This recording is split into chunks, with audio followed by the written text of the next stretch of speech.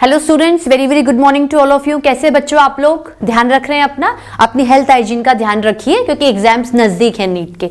चलो, नीट के एग्जाम्स के पहले आपको बोर्ड्स देने हैं। 11th के बच्चे 11th जो भी उनके होम बोर्ड्स होते हैं, 12th के 12 बोर्ड्स देंगे, तो इसलिए अपने हेल्थ का बहुत अच्छे से ध्यान रखिए बच्चों, ठीक है।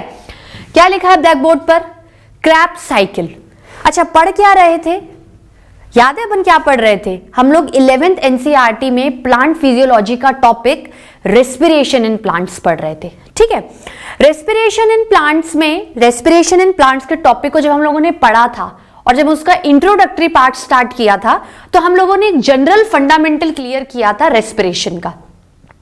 उस रेस्पिरेशन में मैंने ना तो प्लांट्स को कंसीडर किया, ना मैंने एनिमल्स को कंसीडर किया, मैंने एक ओवरऑल लिविंग ऑर्गेनिज्म का रेस्पिरेशन बताया।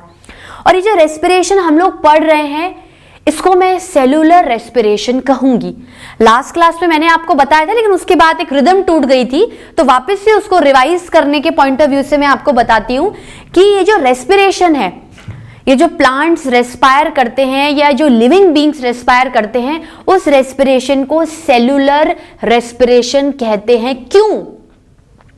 क्योंकि रेस्पिरेशन की क्रिया, रेस्पिरेशन की फिजियोलॉजिकल एक्टिविटी, रेस्पिरेशन का मेटाबॉलिक एक्टिविटी सेल के अंदर होता है, इंट्रासेलुलर होता है। हर एक सेल अपने हिसाब से रेस्पायर करता है।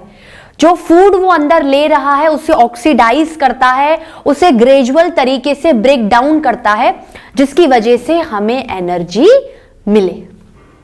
बात समझ में आई? बात क्लियर हुई आप लोगों को? इस तरीके से ये सारे पॉइंट्स हम लोगों ने क्लियर कर लिए थे। तो अगर एग्जाम में आता है कि respiration in plants is called as, that is cellular respiration, because the process of respiration taking place inside the cell. देखो, जब हमने लास्ट क्लास में स्टडी की थी, we haven't write any specific definition of respiration, क्योंकि respiration के definition लिखने की आपको जरूरत ही नहीं है, क्योंकि आप पढ़ ही इस टॉपिक में रेस्पिरेशन रहे हो। लेकिन एग्जाम पॉइंट ऑफ व्यू से आप क्या बोलोगे रेस्पिरेशन के बारे में? Respiration means it is a breakdown of food to fetch the energy in the form of ATP, in the form of ATP. अच्छा, अब ये ब्रेकडाउन ऑक्सीजन की प्रेजेंस में भी हो सकता है और ये ब्रेकडाउन ऑक्सीजन की एब्सेंस में भी हो सकता है, बशर्ते प्रोडक्ट्स आपको अलग मिलेंगे और एटीपी का कंजप्शन भी अलग अलग होगा। देखो, एनारोबिक रेस्पिरेशन में we are not going to use oxygen, but in aerobic respiration we are going to use oxygen. Anaerobic respiration में प्रोडक्ट्स कुछ और बनेंगे और एनर्जी कम निकलेगी, एनर्जी निकलेगी एटीपी की फॉर्म में ही, ठीक है। इंटरमीडिएट प्रोडक्ट्स चाहे कुछ भी हो, NADH हो, FADH हो, GTP हो, आखिर में जब पूरा एरोबिक रेस्पिरेशन खत्म होगा तो हमें एनर्जी फाइनली किसकी फॉर्म में मिलेगी? ATP के फॉर्म में मिलेगी, एडिनोसिन ट्राइफॉस्फेट की फॉर्म में मिलेगी। भले ही हम शुरू के रिएक्शंस में एनर्जी को लगाएं, यूटिलाइज करें, सिंथेसाइज करें, कंज्यूम करें, फाइनली हमें जो एनर्जी मिलेगी वो किसकी फॉर्म में होगी? ATP की फॉर्म में होगी, ठीक है बच्चों। तो चाहे एनारोबिक की बात करें, एरोबिक की बात करें, एनारोबिक में एनर्जी का जो अमाउंट है वो कम मिलेगा इन कंपैरिजन टू एरोबिक, जिसमें काफी अच्छा अमाउंट ATP का हम लोग गेन करेंगे। मैंने आपको टाइप्स बताए थे, टाइप्स को मैंने कंपैरिजन फॉर्म में बताया था, लेकिन एनारोबिक रेस्पिरेशन हम लोगों ने नहीं पढ़ा था, हम लोग एरोबिक रेस्पिरेशन पढ़ रहे थे। एरोबिक रेस्पिरेशन में हम लोगों ने ये कहा कि ग्लूकोज का धीरे धीरे ब्रेकडाउन होगा, because glucose is energy containing compound. Glucose क्या है? एनर्जी कंटेनिंग कंपाउंड है, जो कि कहां से आ रहा है? डाइजेस्टिव ट्रैक्ट से आ रहा है। मैंने जो पॉलीसेकेराइड रोटी खाई है कार्बोहाइड्रेट की फॉर्म में, वो उसके सिंपलेस्ट मोनोसेकेराइड फॉर्म जो वाइडली यूज्ड, वाइडली डिस्ट्रीब्यूटेड है, ग्लूकोज की फॉर्म में मुझे मिल रही है। मैं उस ग्लूकोज को मेरे सेल के अंदर ले चुकी हूं एसिमिलेशन से। मेरा ब्लड उस अच्छे फूड प्रोडक्ट को मेरे सेल में पहुंचा चुका है। अब मुझे उसमें से एनर्जी गेन करनी है, क्योंकि अगर मुझे अपनी लाइफ को सरवाइव करवाना है, various other kinds of metabolic activities को परफॉर्म करवाना है which are directly and indirectly responsible for a survival, तो मुझे एनर्जी की जरूरत पड़ेगी। मुझे दिन भर के काम के लिए एनर्जी की जरूरत पड़ेगी, मुझे कोई भी हैवी एक्सरसाइज करनी है तो मुझे एनर्जी की जरूरत पड़ेगी। मुझे कार्बोहाइड्रेट भी चाहिए बॉडी में, मुझे फैट्स भी चाहिए, मुझे प्रोटीन्स भी चाहिए, मुझे हर फूड स्टफ एक बैलेंस डाइट की फॉर्म में चाहिए।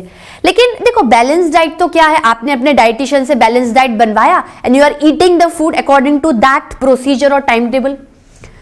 लेकिन जरूरी क्या है कि whatever the food you are taking, whether you are taking in a balanced और unbalanced form, the whole food is breaking down and going inside in each and every cell of our body। मेरी body के head से लेके to तक हर cell को खाने की आवश्यकता है, क्योंकि एनर्जी चाहिए, काम करवाना है। ठीक है बच्चों, बात समझ में आ रही है? आपको कॉन्सेप्ट समझ में आना चाहिए, क्योंकि बच्चों एक बात आप ध्यान रखना, एग्जाम में अभी जैसे ये बहुत आसान था, आपने ग्लाइकोलाइसिस पढ़ा, ट्रिक भी देख ली, आपने घर जाके थोड़ा याद भी कर लिया होगा उसको, आपने इंस्टेंट एमसीक्यू सॉल्व किए होंगे, आपसे सॉल्व भी हो गए होंगे। लेकिन प्रॉब्लम कब आएगी, अगर आप इस चैप्टर को कंटिन्यूस रिवाइज नहीं करते रहोगे, समझ लो आपने 1 महीने बाद वापस से इसको उठाया, तो आपके दिमाग में क्या बहुत चीजें फेड हो जाएंगी।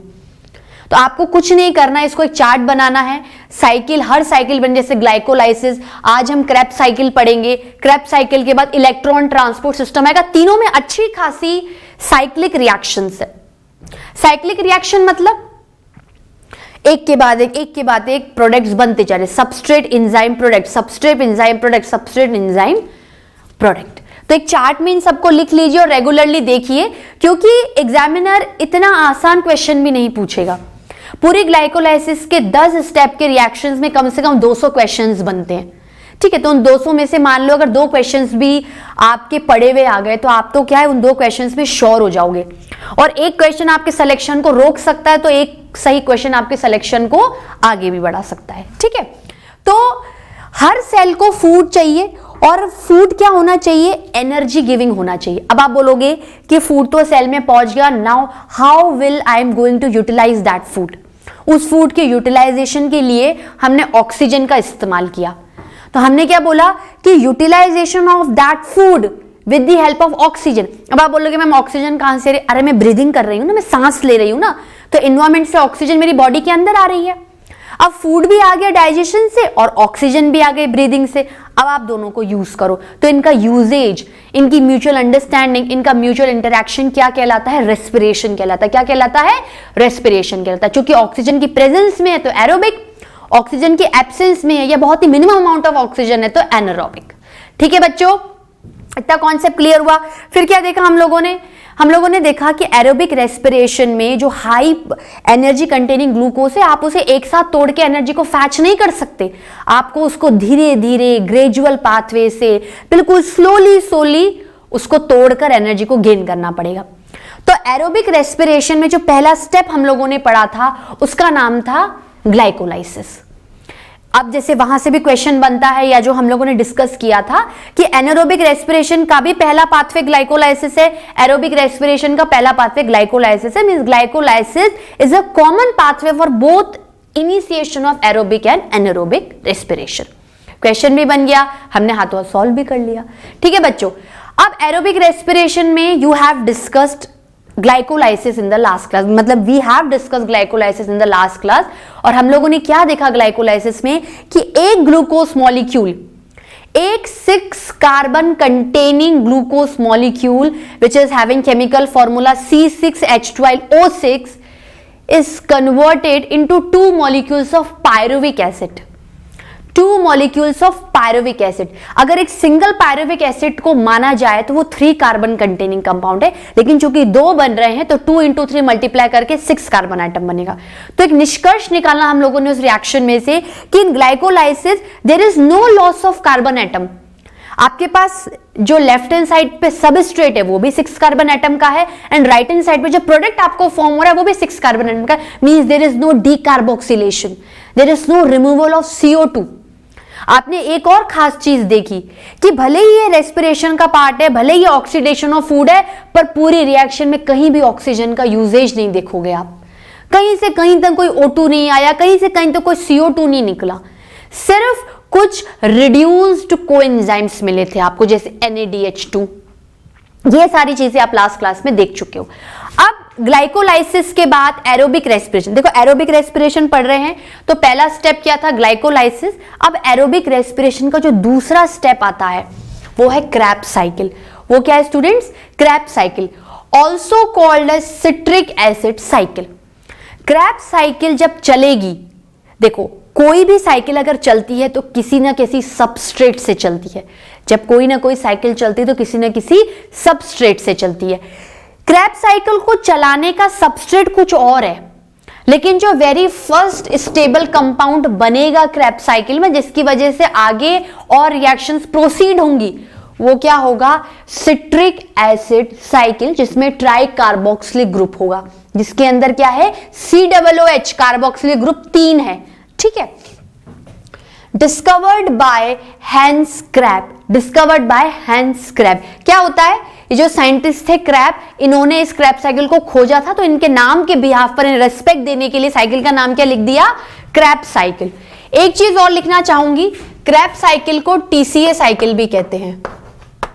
TCA साइकिल मतलब, इसको लिख लो, try carboxylic acid cycle. TCA cycle का फुल फॉर्म क्या होता है? Try carboxylic acid cycle. Krebs cycle को ट्राई कार्बोक्सिलिक एसिड साइकिल भी कहा जाता है। और ट्राई कार्बोक्सिलिक एसिड साइकिल क्या है?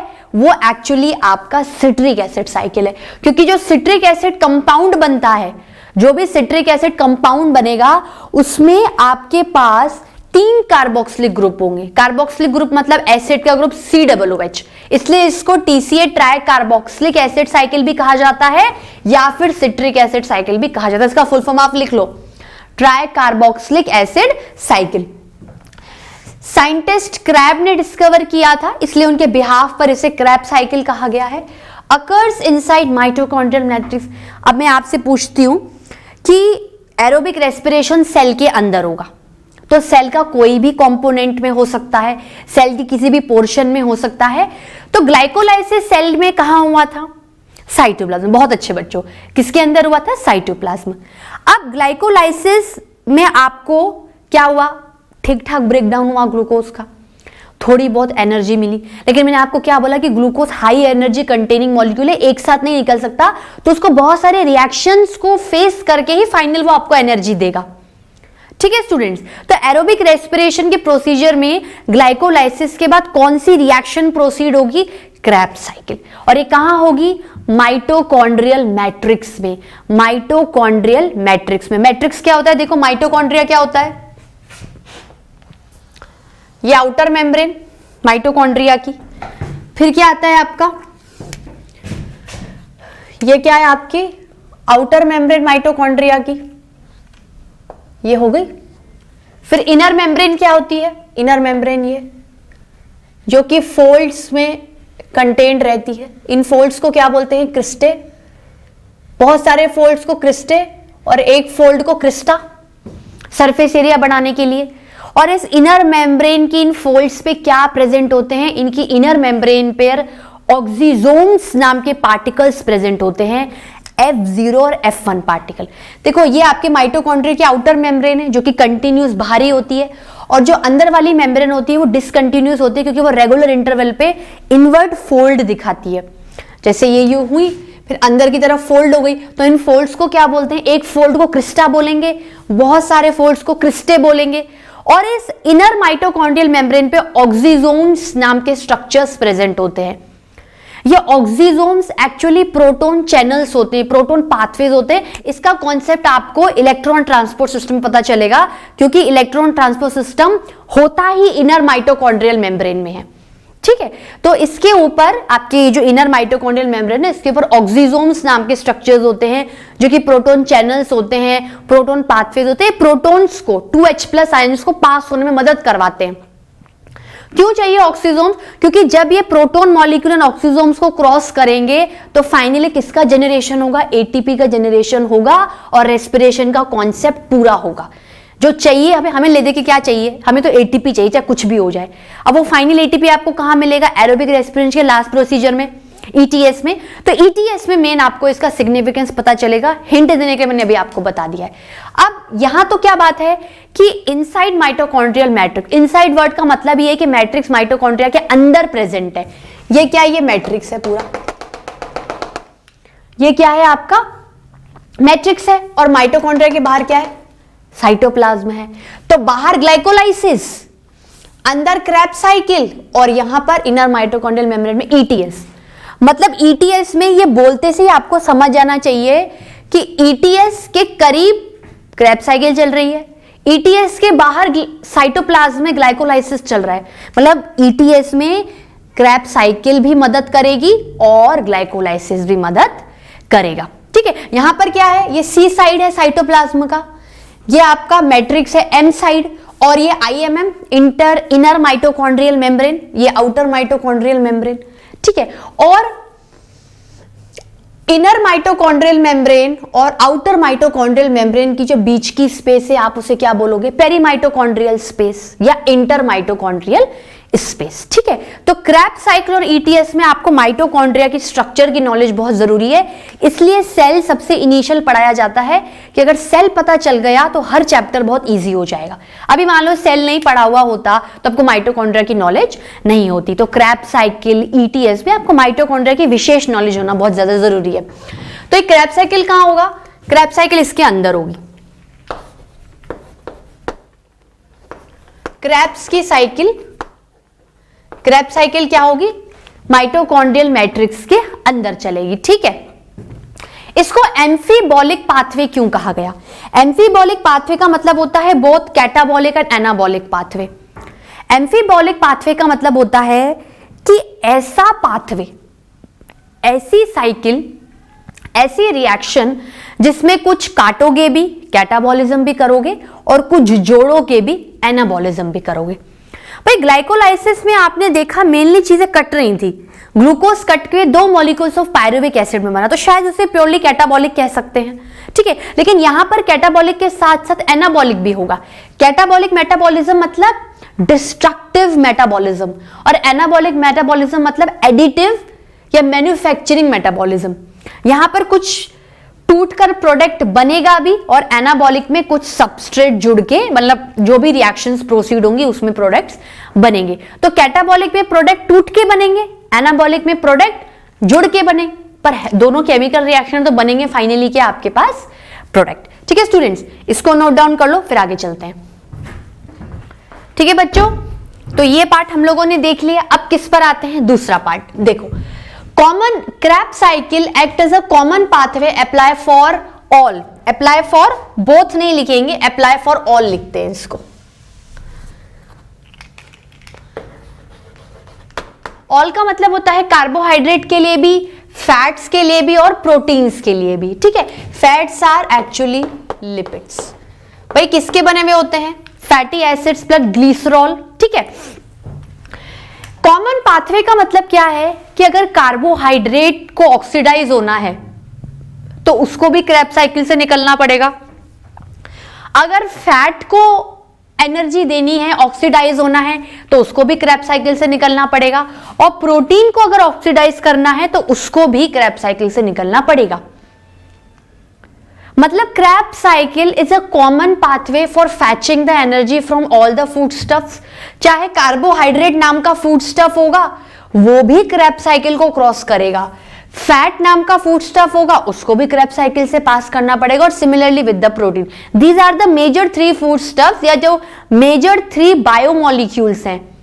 ठीक है, मेजर बायोमोलिक्यूल्स मतलब जो हमें सबसे ज्यादा अमाउंट में जरूरत है और जो बहुत ज्यादा एनर्जी गिविंग है बॉडी के लिए, वो ये 3 आते हैं जिन्हें आपको बहुत अच्छे से डाइजेस्ट करवाना पड़ेगा, एब्जॉर्ब करवाना पड़ेगा और फाइनली इन प्रोसीजर से एनर्जी को निकालना पड़ेगा। तो क्रेब्स साइकिल क्या है, कॉमन पाथवे है।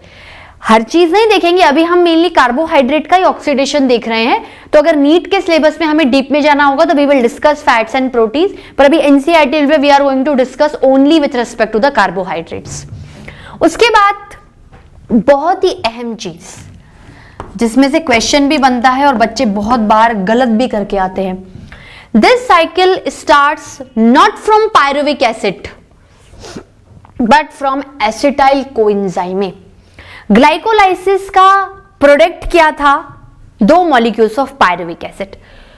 ठीक है, बात समझ में आई, क्यों 2 मॉलिक्यूल्स बन रहे थे पायरुविक एसिड से, क्योंकि साइकिल 2 बार चल रही थी ना। एक तो G3B ग्लिसरल्डिहाइड 3 फॉस्फेट चला था, एक DHAP डाइहाइड्रोक्सी एसीटोन फॉस्फेट जब G3 में कन्वर्ट हो रहा था तो वो भी चला रहा था। जब मैंने आपको लास्ट क्लास में सारा बता चुकी हूं। तो 2 मॉलिक्यूल्स हो गए, तो 2 मॉलिक्यूल्स है तो एक मॉलिक्यूल ने पायरुविक एसिड बनाया, फिर दूसरे मॉलिक्यूल ने पायरुविक एसिड बनाया, तो 2 मॉलिक्यूल्स ऑफ पायरुविक एसिड बने। ठीक है बच्चों, अब इन्होंने बोला है देखो ग्लाइकोलाइसिस का अगर प्रोडक्ट पायरुविक एसिड है और आपको जस्ट बात क्रेब्स साइकिल चलानी है माइटोकॉन्ड्रियल मैट्रिक्स में, तो किसी का भी अगर एक कॉमन सेंस की बात लगाएं तो अधिकतर बच्चे, अगर आपको नहीं लिखूं और नहीं बताऊं तो अधिकतर बच्चे क्या बोलेंगे कि अच्छा ग्लाइकोलाइसिस का प्रोडक्ट था पायरुविक एसिड तो उसी से ही क्रेब्स साइकिल चला लो। यही बोलोगे ना आप, एक्स्ट्रा क्या लाओगे भाई? अगर ये एक सिस्टमेटिक ग्रेजुअल रिएक्शन है तो जो पहली रिएक्शन का सबस्ट्रेट होगा वही तो जो प्रोडक्ट होगा वही तो दूसरी रिएक्शन का सबस्ट्रेट होगा। अब यहां तो आपने सबस्ट्रेट ही बदल दिया, आपने कहा क्रेब्स साइकिल पायरुविक एसिड से स्टार्ट ना होकर एसिटाइल कोएंजाइम से स्टार्ट हो रही है। दैट मींस ग्लाइकोलाइसिस के बाद कुछ एक और स्टेप होगा पायरुविक एसिड को लेकर जिसका रिजल्ट एसिटाइल कोएंजाइम में बनेगा, फिर आप एसिटाइल कोएंजाइम ए को माइटोकॉन्ड्रियल मैट्रिक्स में लोगे और क्रेब्स साइकिल को स्टार्ट करोगे। बात क्लियर हुई?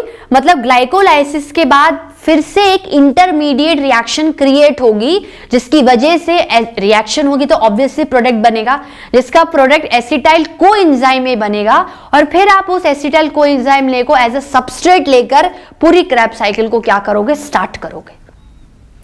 ठीक है, तो अब हमें क्या है, ग्लाइकोलाइसिस के बाद वो स्टेप देखना है जिसकी वजह से आपके पास एसिटाइल कोएंजाइम का फॉर्मेशन होगा, फॉर्मेशन ऑफ रिड्यूस्ड कोएंजाइम।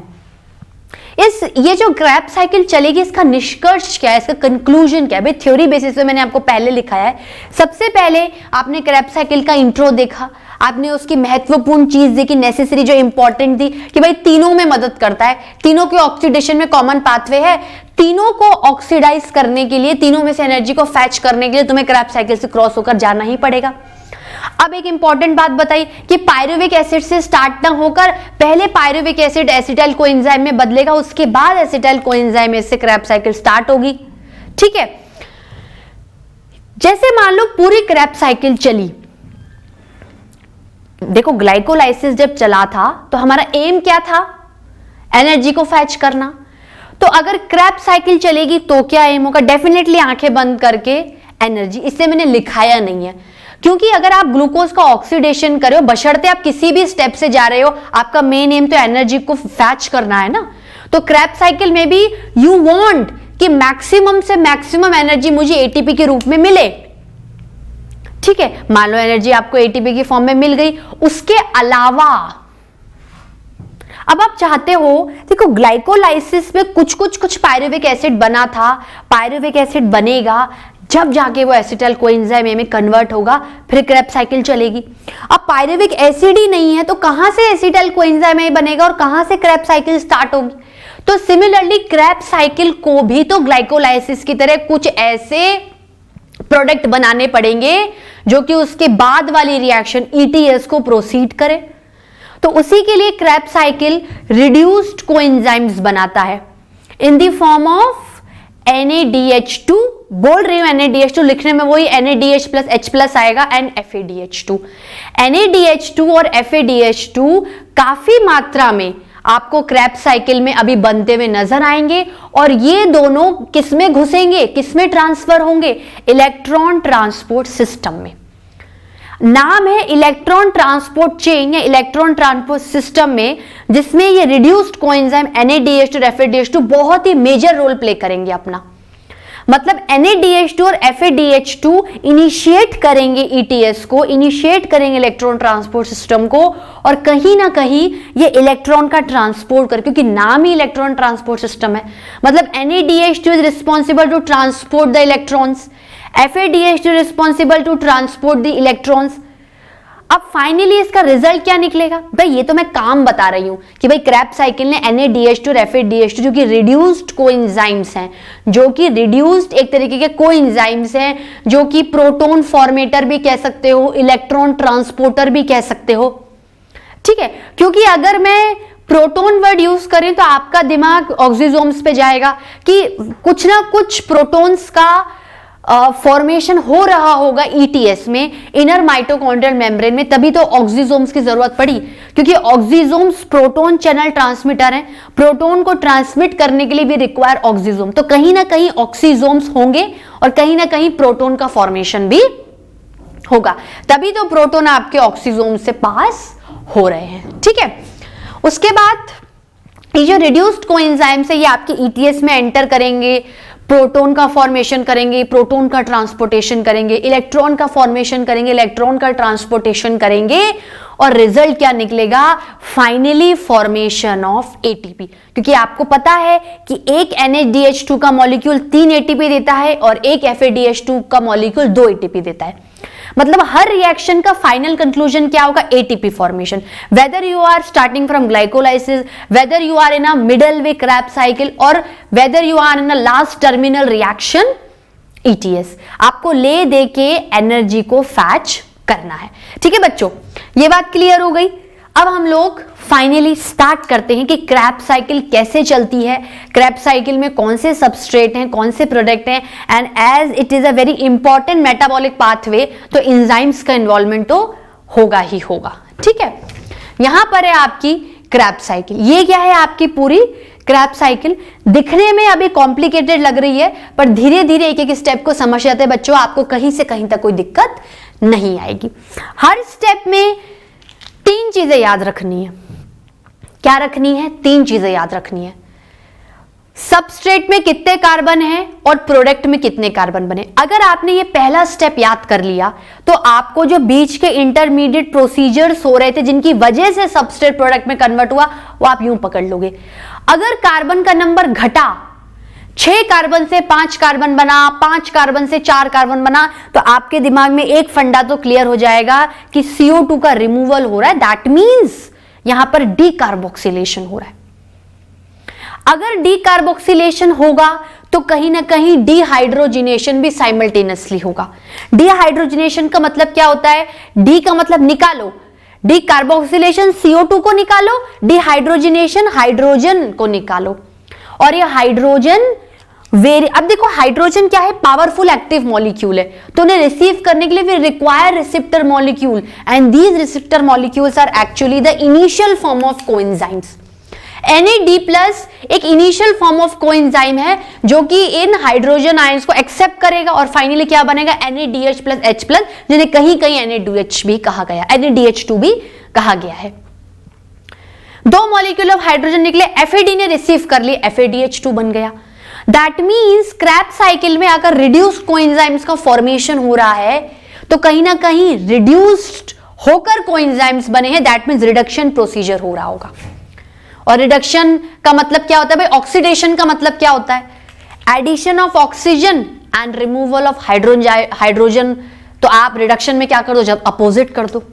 ठीक है, तो रिडक्शन में क्या है? आपके पास एक्सेप्टेंस हो रही है हाइड्रोजन की, और ये हाइड्रोजन कौन रिसीव करेगा? रिसेप्टर मॉलिक्यूल्स रिसीव करेंगे, ये प्रोटीन मॉलिक्यूल रिसीव करेंगे, NAD+ and FAD, NAD+ and FAD। और फाइनली जो रिजल्ट बनेगा वो बनेगा रिड्यूस्ड कोएंजाइम्स। रिड्यूस्ड कोएंजाइम्स जो कि हाइड्रोजन की वजह से, रिडक्शन की वजह से बने थे, और ये किसके अंदर एंटर करेंगे? ETS के एंटर करेंगे, जो कि प्रोटॉन का ट्रांसपोर्ट कराएंगे पूरी चेन के अंदर, इलेक्ट्रॉन का ट्रांसपोर्ट करेंगे। प्रोटॉन का अपना सिग्निफिकेंस होगा, इलेक्ट्रॉन का अपना सिग्निफिकेंस होगा, प्रोटॉन फाइनली ATP मॉलिक्यूल्स बनाएंगे।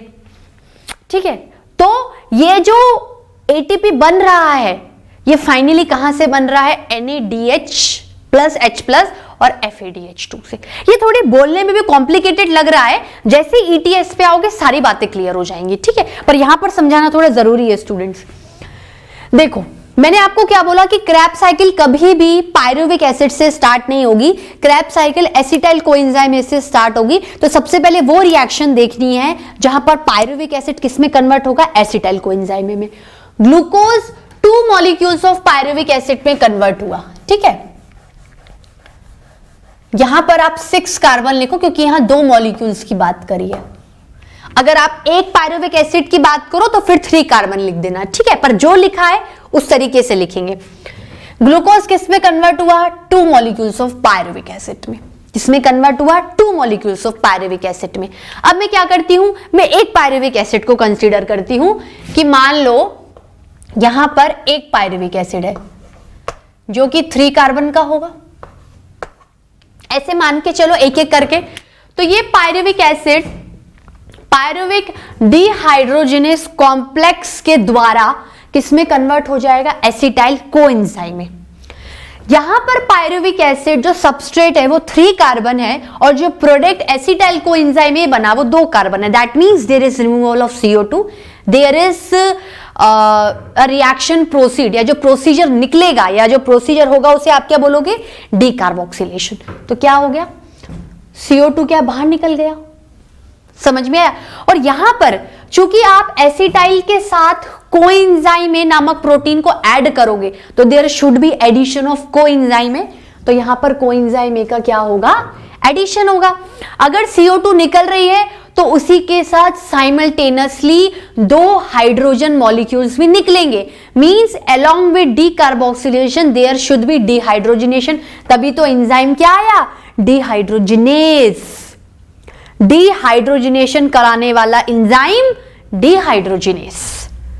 ठीक है बच्चों, डी का मतलब निकाल दो, हाइड्रोजिनेस हाइड्रोजन को निकाल दो। अगर ये देखो, अगर हाइड्रोजन निकला, ये 2H+ हाइड्रोजन क्या होगा, निकल गए, दिख रहा है बच्चों, समझ में आ रहा है, 2H+ निकल गए। 2H+ को कौन रिसीव करेगा, रिसेप्टर मॉलिक्यूल NAD+, NAD+ ने रिसीव किया, क्या हुआ, रिडक्शन हुआ, क्या बना, NADH + H+, मतलब NADH2, NADH2 क्या है, रिड्यूस्ड कोएंजाइम। तो NAD+ जब 2 हाइड्रोजन मॉलिक्यूल को रिसीव करेगा तो वो रिडक्शन कर देगा, रिडक्शन होगा तो ये प्रोडक्ट बनेगा, और ये प्रोडक्ट एक रिड्यूस्ड कोएंजाइम है जो कि आपकी ETS को रन करेगा और फाइनली ATP जनरेशन में मदद करेगा। ठीक है स्टूडेंट्स, बात क्लियर हुई, बात समझ में आई। तो ये वाली जो रिएक्शन है पूरी, इस रिएक्शन को बोलते हैं link reaction, which is not a part of Krebs cycle, you will not considered in this crabs cycle. तो अब जब आप इसे क्रैब्स साइकिल में भी नहीं डाल रहे हो, ग्लाइकोलाइसिस में भी नहीं डाल रहे हो, मतलब it is actually considering it as a intermediate reaction between glycolysis and Krebs cycle, तो इसका नाम क्या बोलोगे, पायरुवेट एसिटाइलेशन। पायरुविक एसिड का एसिटाइलेशन हुआ तो क्या बना, acetyl, and there is addition of coenzyme है, तो फाइनली क्या बना, कोएंजाइम है। ठीक है बच्चों, इसको पायरुवेट ऑक्सीडेशन भी कहते हैं, पर जो खास नाम दिया जाएगा, जो समझने के लिए बिल्कुल सही नाम है, वो पायरुवेट एसिटाइलेशन बोलना चाहिए। तो ग्लाइकोलाइसिस के बाद पायरुवेट ऑक्सीडेशन और एसिटाइलेशन होगा और फाइनली प्रोडक्ट क्या बनेगा, एसिटाइल कोएंजाइम A, और इस एसिटाइल कोएंजाइम A से अब आप क्रैब्स साइकिल की शुरुआत कर सकते हो। Means pyruvate acetylation is not a part of glycolysis, pyruvate acetylation is also not a part of Krebs cycle, it is acting as a intermediate junctionary reaction, जो कि होना बहुत जरूरी है, क्योंकि ग्लाइकोलाइसिस का जो प्रोडक्ट है पायरुविक एसिड, वो सबस्ट्रेट बनकर एसिटाइल कोएंजाइम A नाम का प्रोडक्ट बनाता है, और फाइनली जब एसिटाइल कोएंजाइम A का प्रोडक्ट बनेगा वो क्रैब्स साइकिल में एज अ सबस्ट्रेट काम करेगा। ठीक है, तो क्रैब्स साइकिल किससे चालू होगी, किससे इनिशिएट होगी, एसिटाइल कोएंजाइम A से। ठीक है बच्चों, बात क्लियर हुई, मतलब एक पायरुविक एसिड एक एसिटाइल कोएंजाइम में कन्वर्ट होगा, एक बार क्रैब्स साइकिल चलेगी, फिर दूसरा पायरुविक एसिड एक और एसिटाइल कोएंजाइम में कन्वर्ट होगा, फिर से क्रैब्स साइकिल चलेगी। मतलब क्रैब्स साइकिल कितनी बार चलेगी, 2 बार चलेगी। भाई जिससे इनिशिएट हुआ है वो 2 मॉलिक्यूल हैं, तो बनेंगे 2 मॉलिक्यूल, और वही 2 मॉलिक्यूल क्रैब्स साइकिल में एंटर करके 2 बार क्रैब्स साइकिल को चलाएंगे। तो जब हम क्रैब्स साइकिल के बाद बैलेंस शीट बनाएंगे ATP की, तो जितने भी ATP आएंगे उनको क्या कर देना, × 2 से मल्टीप्लाई कर देना। इजी है, ट्रिकी भी है, डोंट गेट कंफ्यूज। ठीक है, एसिटाइल कोएंजाइम A से हमारी क्रैब्स साइकिल स्टार्ट होती है, जो कि 2 कार्बन एटम की है। इसको समझने की बहुत इजी एग्जांपल देती हूं। समझ लो आपको कोई बिजनेस स्टार्ट करना है, ठीक है, ग्लाइकोलाइसिस एक अलग आदमी है, वो एक अलग बिजनेस कर रहा था, क्रैब्स साइकिल एक अलग आदमी, वो अलग बिजनेस कर रहा है, कोई लिंक्ड अप नहीं है दोनों का। किसी को बिजनेस करना है और उसको 6 लाख रुपए की जरूरत है, सपोज करो 6 कार्बन एटम की जरूरत है। अब आपके पास सिर्फ 2 लाख रुपए हैं, you have only 2 carbon atoms with you, तो आपका क्या करोगे? मतलब 6 लाख का तो इनपुट ही है बिजनेस का, but you have only 2 lakh rupees, क्या करोगे? या तो बिजनेस का सपना छोड़ दोगे, या फिर अरेंज करोगे, बैंक से उधार लोगे, लोन लोगे, या फिर किसी फ्रेंड को बोलोगे कि मेरे पास 6 लाख का बिजनेस स्टार्ट करना है और मेरे पास 2 लाख है, कितने लाख की कमी है? 4 लाख की कमी है, तुम मुझे 4 लाख रुपए दे दो, जैसे ही मेरे पास प्रॉफिट आएगा मैं तुम्हारे 4 लाख रुपए वापस कर दूंगा, ठीक है।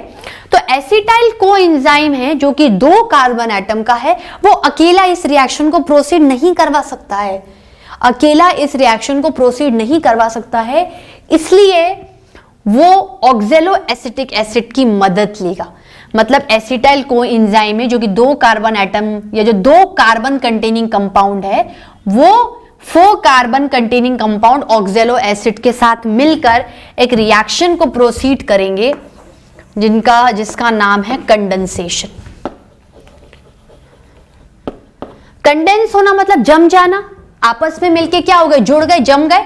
तो ऑक्जेलो acetic acid acetyl coenzyme A के साथ जुड़ेगा, कंडेंसेशन नाम की रिएक्शन होगी और सिट्रिक एसिड बन जाएगा जो कि 6 कार्बन एटम कंपाउंड है।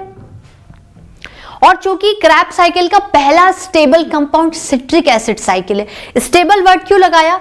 क्योंकि यहां से अब पूरी रिएक्शंस प्रोसीड होंगी, यहां से क्या होंगी? पूरी रिएक्शंस प्रोसीड होंगी। और also called citric acid cycle और tri carboxylic acid cycle. Clear हो गया कि टीसीए बना है, सिट्रिक एसिड बना है, तो क्रैब साइकिल का नाम क्या है? टीसीए और सिट्रिक एसिड साइकिल, ठीक है। उसके बाद सिट्रिक एसिड, आपका सिट्रिक एसिड अपने कुछ टेम्परेरी कंपाउंड्स में कन्वर्ट होगा। मतलब फाइनली कोई स्टेबल कंपाउंड बनाने से पहले हम लोग इसी के ही कुछ टेम्परेरी कंपाउंड्स में इसको कन्वर्ट करेंगे। तो आपका सिट्रिक एसिड एकोनिटेज एंजाइम के द्वारा और Fe+2 आयंस की प्रेजेंस में, Fe+2 आयंस की प्रेजेंस में, Fe+2 मतलब फेरिक फॉर्म है, तो Fe+2 और एकोनिटेज के प्रेजेंस में सिट्रिक एसिड उसके टेम्परेरी कंपाउंड सिस एकोनिटिक एसिड में कन्वर्ट हो जाएगा।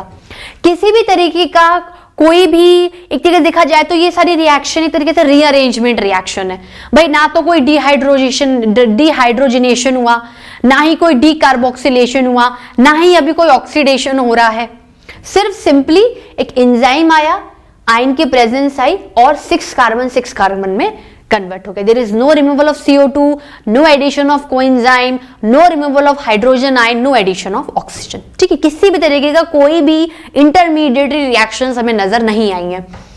अब सिस एकोनिटिक एसिड वापस से उसके एक और रीअरेंजमेंट फॉर्म या टेम्परेरी कंपाउंड में कन्वर्ट हो जाएगा जिसका नाम होगा आइसोसिट्रिक एसिड, जो कि वापस से एकोनिटेज एंजाइम की मदद से और Fe+2 की मदद से यहां कन्वर्ट हो जाएगा। कहीं कहीं बुक्स में लिखा हुआ है कि भाई डायरेक्ट सिट्रिक से अब आइसोसिट्रिक बना दो, क्योंकि दोनों में एंजाइम भी एक है, आयन भी एक है, लेकिन हम दोनों पढ़ेंगे क्योंकि एग्जामिनर पूछ सकता है।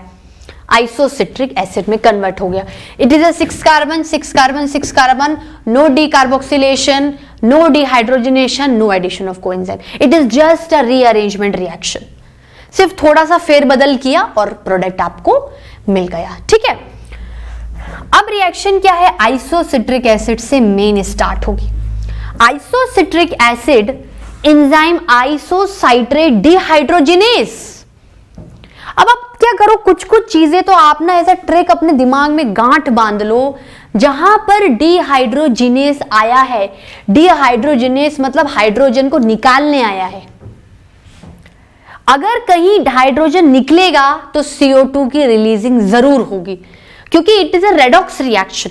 तो कहीं ना कहीं साइमल्टेनियसली ऑक्सीडेशन भी चलेगा और रिडक्शन भी चलेगा, रिडक्शन भी चलेगा और ऑक्सीडेशन भी चलेगा, ठीक है। तो क्या कहेंगे कि आइसोसाइट्रेट डिहाइड्रोजिनेज की प्रेजेंस में आइसोसिट्रिक एसिड किस में कन्वर्ट हुआ? अल्फा कीटो ग्लूटारिक एसिड। किस में कन्वर्ट हुआ? Alpha keto glutaric acid. There is removal of CO2, there is decarboxylation, 6 carbon is converting into 5 carbon, एक कार्बन CO2 की फॉर्म में उड़ गया, और there is dehydrogenation also, 2H plus निकले, 2H प्लस निकले, तो ये 2H प्लस किसने गेन कर लिए, रिसेप्टर मॉलिक्यूल NAD प्लस, और वो किसमें रिड्यूस्ड हो गया, NADH प्लस H प्लस, किसमें कन्वर्ट हो गया बच्चों, NADH प्लस H प्लस। बात समझ में आई बच्चों, कोई दिक्कत, ये पूरा प्रोसीजर समझ में आया। Citric acid first stable compound बना एसिटाइल कोएंजाइम में से, that's why cycle is known as citric acid cycle. वो इन रिएक्शंस के होते होते फाइनली उसके एक टेम्परेरी कंपाउंड आइसोसिट्रिक एसिड में कन्वर्ट हुआ। आइसोसिट्रिक एसिड आइसोसाइट्रेट डिहाइड्रोजिनेस नाम के एंजाइम से अल्फा कीटोग्लूटेरिक एसिड में कन्वर्ट हुआ। There is removal of 1 carbon in the form of CO2, there is decarboxylation, तो 6 carbon is converted into 5 carbon, along with there is removal of 2 hydrogen molecule, जो कि powerful receptor molecule NAD plus ने receive कर लिया, जो कि एक protein molecule है, एक कोएंजाइम है, और रिड्यूस हो गया NADH plus H plus, because addition of hydrogen is called reduction, addition of hydrogen is called reduction, ठीक है। उसके बाद अल्फा कीटोग्लूटेरिक एसिड फिर से आगे रिएक्शन को चलाएगा। कौन सा एंजाइम आएगा, सक्सिनाइल कोएंजाइम ए सिंथेटेस। सक्सिनाइल कोएंजाइम सिंथेटेस का मतलब है सक्सिनाइल कोएंजाइम ए नाम के प्रोडक्ट को बनाओ, सिंथेसिस करो, तो सिंथेटेस, तो क्या बना, सक्सिनाइल कोएंजाइम है। अब सक्सिनाइल कोएंजाइम में सिंथेटेस बन रहा है, तो कॉमन सेंस की बात है कि कोएंजाइम का एडिशन कहीं ना कहीं आंख बंद करके करवा दो, there is addition of coenzyme है। चूंकि ये 5 कार्बन एटम 4 कार्बन एटम में कन्वर्ट हो रहा है, तो CO2 को भी उड़ा दो, CO2 को रिलीज कर दो। अब डीकार्बोक्सिलेशन होगा तो 2H प्लस आइंस भी निकलेंगे, अगेन आप 2H प्लस आइंस को निकालोगे तो NAD उसको लेकर रिड्यूस करके NADH प्लस H प्लस में कन्वर्ट हो जाएगा। प्रोडक्ट क्या बना, इजी है, आई थिंक आपको समझ में आता जा रहा होगा, सक्सिनाइल कोएंजाइम है। अब इस रिएक्शन में एक बात ध्यान रखना, बहुत इंपॉर्टेंट है, इसको स्टार मार्क कर लो, इसमें से 110% क्वेश्चन नीट में भी आएगा और एम्स में भी आएगा। सक्सिनाइल, देखो यहां तक अभी आप एक काम करो, इस तरह समझो, आप बिजनेस कर रहे थे, आपने 6 लाख रुपए से बिजनेस स्टार्ट किया, तो पैसा क्या खर्च होता गया, 6 से 5, 6 लाख से 5 लाख हुआ, 5 लाख से 4 लाख हुआ। अब अगर आप ऐसे बिजनेस में पैसा खराब करते जाओगे, या बिल्कुल ही खराब का तो नहीं कह सकते, खर्च करते जाओगे, तो जिस लेनदार से लिया है, जिससे लिया है, उसको दोगे कैसे 4 लाख रुपए। तो रिएक्शन में इस प्रोसीजर पे ये सोचो कि अब जो 4 लाख आ चुके हैं, या जो 4 कार्बन में वो इतना घट के आ चुका है, ठीक है, जो रिड्यूस होके आ चुका है, जो डीकार्बोक्सिलेज होकर आ चुका है, अब मुझे ये करना है, इसको प्रिजर्व करके रखना है, कैसे भी करके अपना बिजनेस, अब जितने पैसे बचे उससे करना है। सेविंग्स में मुझे 4 लाख रुपए डालने हैं, क्योंकि मुझे अपने फ्रेंड को एक पर्टिकुलर टाइम पीरियड तक वो 4 लाख रुपए देने, इसको ऑक्जेलो एसिटिक एसिड को देने पड़ेंगे, साइकिल तभी ही वापस जाकर खत्म होगी, ठीक है। तो सक्सिनाइल कोएंजाइम है, जो कि 4 कार्बन कंटेनिंग कंपाउंड है, वो किसमें कन्वर्ट हो जाएगा, सक्सिनिक एसिड। किसमें कन्वर्ट हो जाएगा बच्चों, सक्सिनिक एसिड, किसमें कन्वर्ट हो जाएगा, सक्सिनिक एसिड में, ठीक है। और इस सिचुएशन में क्या है कि there is a addition of phosphate group in the form of inorganic phosphate, there is addition of phosphate group in the form of inorganic phosphate।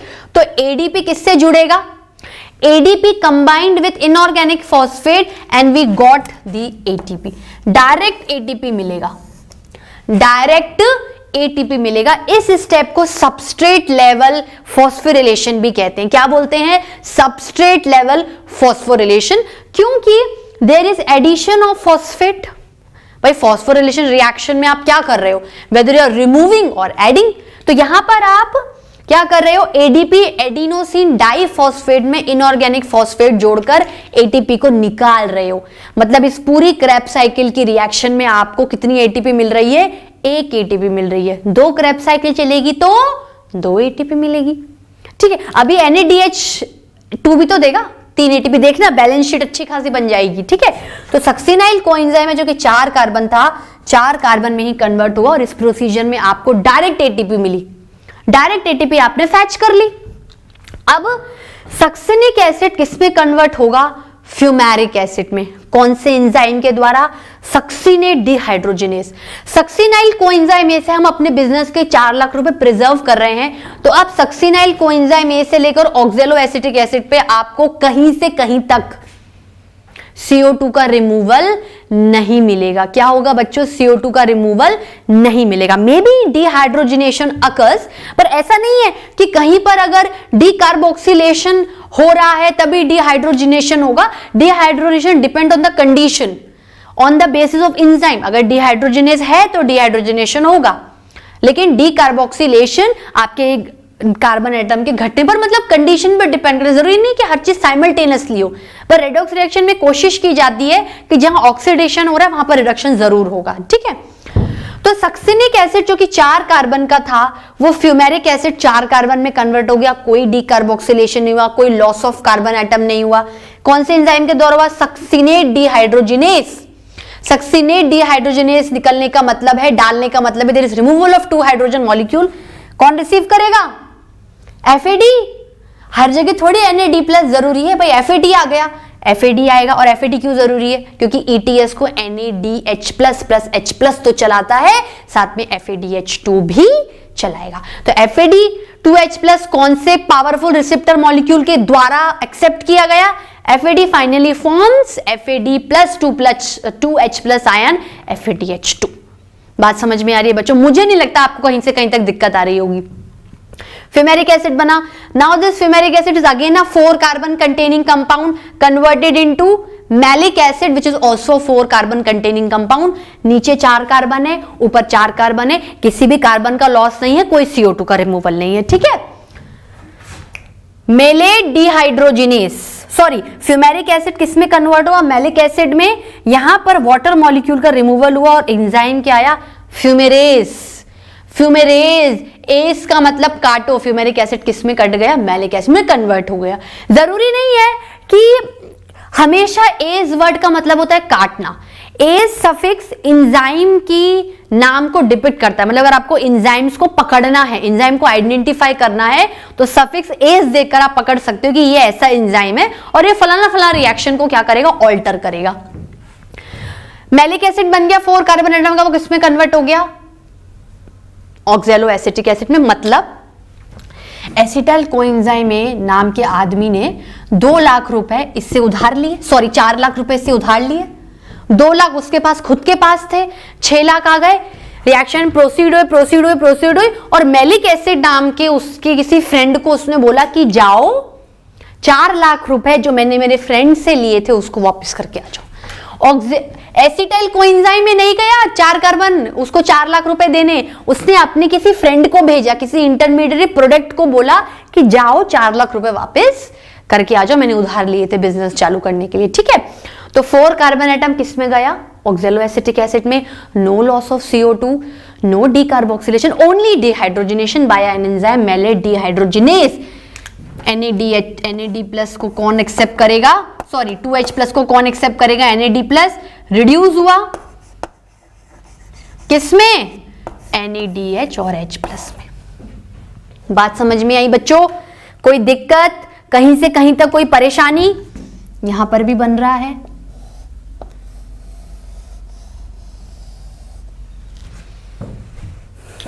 आई कोई दिक्कत? कोई कहीं से कहीं तक कोई परेशानी आ रही हो? देखो यहां से रिएक्शन स्टार्ट हुई, सिट्रिक एसिड आइसोसिट्रिक में कन्वर्ट हुई, आइसोसिट्रिक एसिड अल्फा कीटो ग्लूटारिक एसिड में कन्वर्ट हुआ, सक्सिनाइल कोएंजाइम ए में कन्वर्ट हुआ। उसके बाद क्या है? सक्सिनाइल कोएंजाइम ए ने सक्सिनिक एसिड के ड्यूरेशन में ATP जनरेट कर लिया। सक्सिनिक एसिड फ्यूमेरिक एसिड में गया, फ्यूमेरिक एसिड मैलिक एसिड में गया, ऑक्जेलो एसिटिक एसिड में गया। तो आप एक बात ध्यान रखना कि पूरी क्रेब्स साइकिल, जो पूरी क्रेब्स साइकिल चल रही है, उस क्रेब्स साइकिल में जगह जगह डीकार्बोक्सिलेशन हुआ है, जगह जगह डीकार्बोक्सिलेशन हुआ है, लेकिन हर जगह डिहाइड्रोजनेशन जरूर हुआ है। देखो यहां डीकार्बोक्सिलेशन हुआ तो डिहाइड्रोजिनेशन हुआ, यहां पर डीकार्बोक्सिलेशन हुआ तो डिहाइड्रोजिनेशन हुआ, लेकिन उसके बाद में तो कोई डीकार्बोक्सिलेशन हुआ लेकिन फिर भी डिहाइड्रोजिनेशन हुआ, क्योंकि आपको क्रेब्स साइकिल में भरपूर NADH2 और FADH2 का निर्माण करना पड़ेगा और ये दोनों सिर्फ और सिर्फ रिडक्शन से बनेंगे। रिडक्शन का मतलब है एडिशन ऑफ हाइड्रोजन। तो जब तक कोई एंजाइम डिहाइड्रोजनेस नहीं आएगा और वो डिहाइड्रोजनेशन नहीं करेगा तब तक दो हाइड्रोजन मॉलिक्यूल नहीं आएंगे। जब तक वो मॉलिक्यूल नहीं आएंगे NAD plus NADH plus H plus में नहीं कन्वर्ट होगा और FAD FADH2 में नहीं कन्वर्ट होगा। जब तक NADH2 या FADH2 नहीं बनेंगे कहां से इलेक्ट्रॉन ट्रांसपोर्ट सिस्टम या चेन बनेगी? और ETS के द्वारा ही उसका दूसरा प्रोसीजर ऑक्सीडेटिव फॉस्फोरिलेशन होगा। ऑक्सीडेटिव फॉस्फोरिलेशन होगा। ठीक है बच्चों, इतना देख लिया, कोई दिक्कत है आप इसको नोट डाउन कर लीजिए, फिर अपन लोग आगे देखते हैं।